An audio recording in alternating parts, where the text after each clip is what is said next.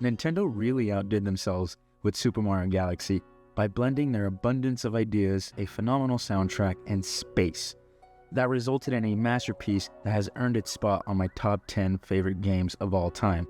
Gone were the days of Mario going left, right, up, down. Here he fucking goes around on a full 360 degrees, jumping from planet to planet, switching from upright to upside down. Nintendo must have brought in some gravitational physicists, because how the hell is the transition between gravitational forces so smooth? Although Mario himself is more limited in terms of movement compared to other games, that didn't bring it down for me, because Luma is the star of the show with the special star spin that can attack/stun enemies, break objects, and also provides a second/jump boost, or as a way to position yourself in the air in case you make a poorly timed jump. Also, having a star as a companion couldn't have fit the theme of space better than anything else.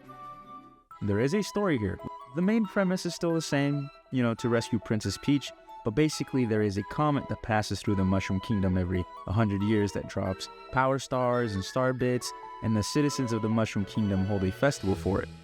Bowser, as he always does, kidnaps Princess Peach and the Grand Star with the goal of going to the center of the universe, stealing all the power stars to create his own galaxy to control the cosmos. That's where Rosalina entrusts Mario with Luma to travel through space to restore the Comet Observatory and rescue Peach. Pretty epic, I'll say. The level designs, at least most of them, are unique and pretty fun. For example, my favorite galaxy is Space Junk Galaxy for 2 reasons. The thought of having a level based on junk in space with a theme that makes me feel like dancing under the stars filled with glee is a blessing I didn't know I needed. There were also some that had me stressing quite a bit, like the Rolling Green Galaxy, where you use motion controls to move Mario around on top of a ball and try not to fall off the damn level. Or Loop-de-Swoop Galaxy, where the waterway is narrow, and I'm glad that the time to beat it was 3 minutes, or else, the slow and steady technique wouldn't have worked. And honestly, I would have lost it. But there are some where it was just running over the blue platforms, but that's scratching the surface of how many ideas Nintendo put in this game. Some galaxies, the gravity will switch. You can blow a bubble while avoiding obstacles. Slingshotting yourself. Ice skating, Mario can fucking ice skate. The new power-ups include the Bee Mushroom, which turns Mario into a bee and can fly for a certain amount of time, but it disappears the moment you touch water. Spring Mushroom, which allows Mario to jump super high. I'm not a fan of this, fucking suck at it. The Boo Mushroom, which turns Mario into a boo, allows him to fly and phase through things, but the rest of the boos lust over him. What a bunch of fucking creeps. The Ice and Fire Flower make an appearance, although there is a time limit, but hey, the music is catchy and is slightly different from one another.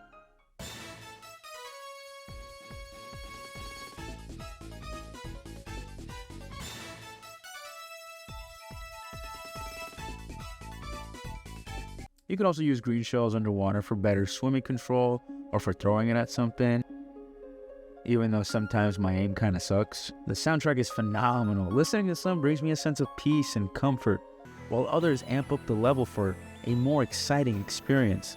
Like in the Gateway Galaxy, this theme is just beautiful. I can sit down and play this, go to sleep, dreaming of the infinite beauty of the cosmos. And it's also played when interacting with Rosalina, who's also pretty beautiful. You can read her origin story, which is a nice plus. Always good to have some lore in the Mario games. And the theme that is played suits it perfectly. Like this would be the theme to play while reading a bedtime story, to anyone, not just kids. It has a joyful, childlike element to it that I feel sometimes adults forget they should tap into. Hey, but if you want to groove a bit, then Honey Hive Galaxy has what you need. It's a calm and groovy melody that complements the galaxy, as it's one of the more open ones and not linear. It doesn't feel like you need to rush it, just take your time, enjoy the present. Beach Bowl Galaxy is where you want to smoke it up with the penguins. I swear, if I'm ever in a tropical setting, I'm gonna play this theme. It's so upbeat and positive, it cured my depression. And when you go underwater, the melody switches to something more toned down and aquatic. Also, the water levels in this game aren't shit, so that's already a major plus. Holy shit, Nintendo! This is a game targeted towards children, yet I felt the weight of saving the universe when fighting Bowser. I don't know anything about orchestra or music in general. I'm a bit of a dumbass when it comes to things like that, but goddamn, I am impressed, and holy shit, imagine hearing this in real life? I would shed tears. Even Boy Base Galaxy, which isn't a Bowser-related level, manages to capture that similar feeling of being the hero in a high-stakes adventure. The Fate of the Universe is my second favorite final Bowser level, the trumpets, oh man, and the level design is a final test of everything you learn throughout the whole game. You know, it's perfect.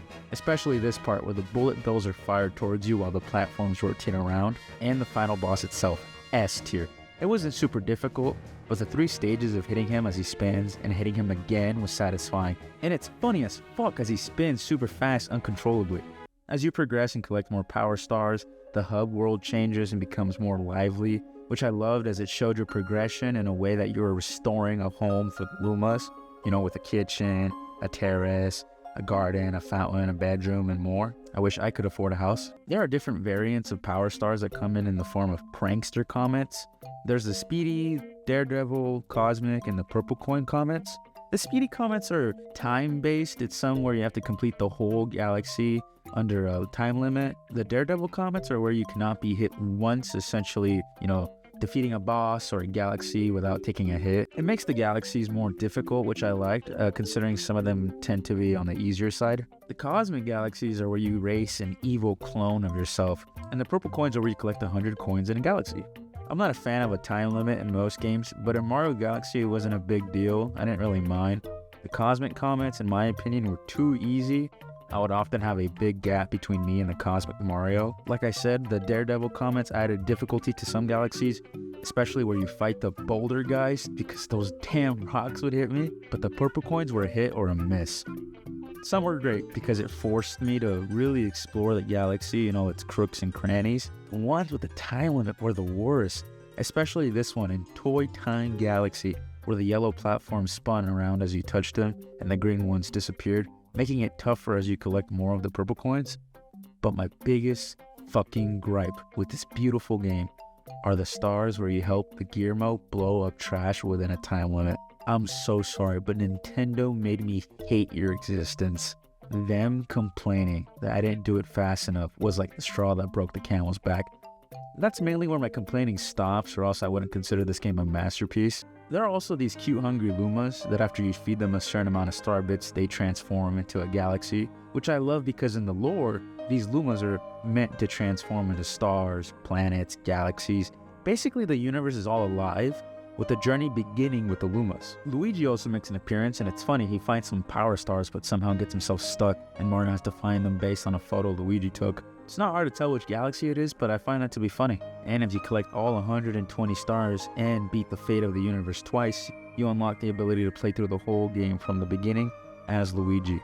As someone who loves space and innovative ideas in video games, I found Super Mario Galaxy to be a beautiful and fun experience.